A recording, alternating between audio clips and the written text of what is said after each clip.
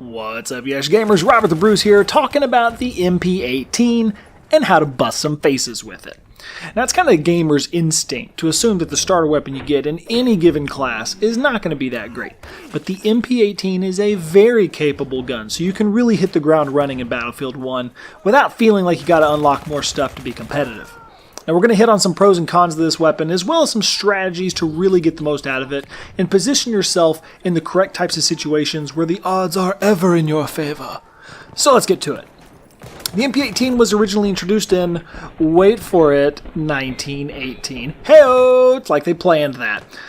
This gun was a submachine gun before there were submachine guns. It's a German weapon that was given to their stormtroopers. Okay, they weren't stormtroopers, but the word definitely makes me think of them that way. Anywho, these guys were outfitted for clearing trenches. That was their job. Thus, the concept of a submachine gun that was mobile and good for closer combat was perfect. Now, it's important to remember what this gun is designed for while playing Battlefield 1, because it's easy to think, oh, assault class. I'm used to playing Battlefield 4, and I can use an assault rifle to pick off bad guys anywhere. Well, no, silly. You're just going to waste lots of rounds and then have an enemy bash you over the head with a shovel while you're trying to tap fire enemies that are far away. And while using the MP18, just remember to use it the way it was designed. Mobile, quick moving, short to medium range engagements. That's where this weapon rocks.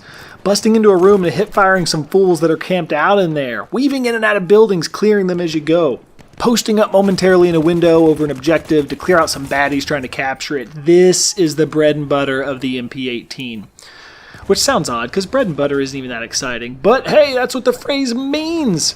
And the core purpose of the MP18 is where you'll have the most success with it, up close and personal. So the pros: great functional weapon that can drop baddies all the way out to medium range pretty well. Fire rate is 420 meters per second, which isn't crazy fast, but it can be nice that you won't empty a whole mag just trying to kill one guy every time.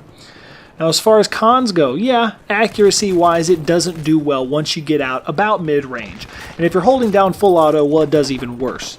Now, fire rate isn't the fastest out there, so close quarters against a much higher fire rate weapon may also put you at a little disadvantage. But as a good kind of all-around building-clearing gun, it's really a great option.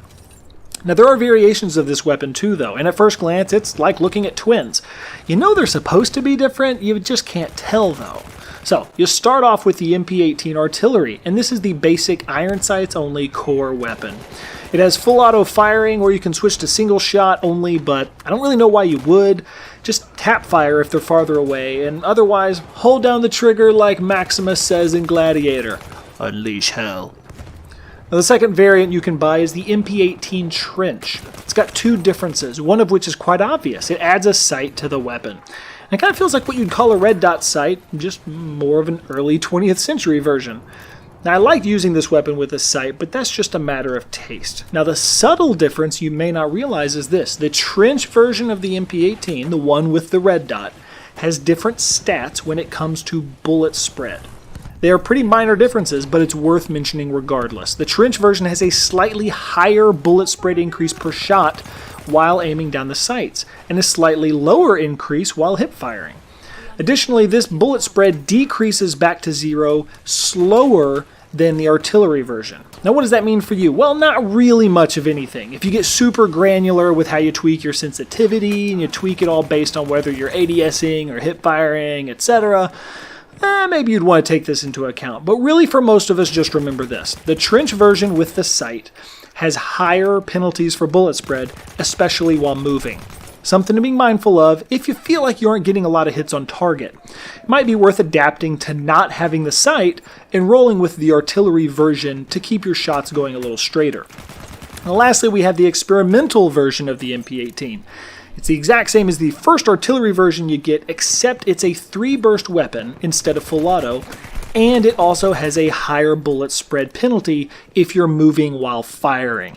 Otherwise, nothing new to see here.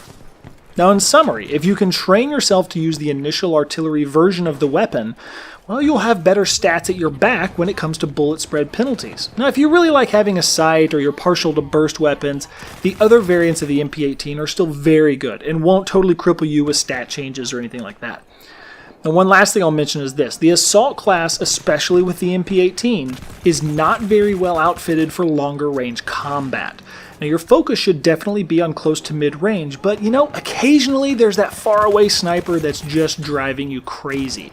So what can you do? Well, I've got two strategies that seem to work very well for me. The first is smoke grenades. Tossing smoke grenades as far as you can towards the sniper covers his field of vision and gives you a lot of ground you can cover pretty safely. Close that gap and take them out.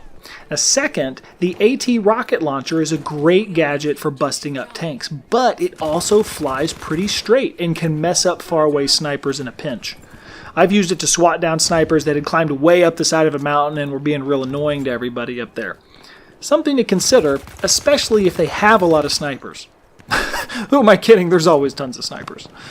Now that wraps it up for this how-to video on the MP18. Now this is beta footage, so things may change in the final release of the game, but the overall design of this class and this weapon is gonna stay the same. So these principles will be good to keep in mind regardless.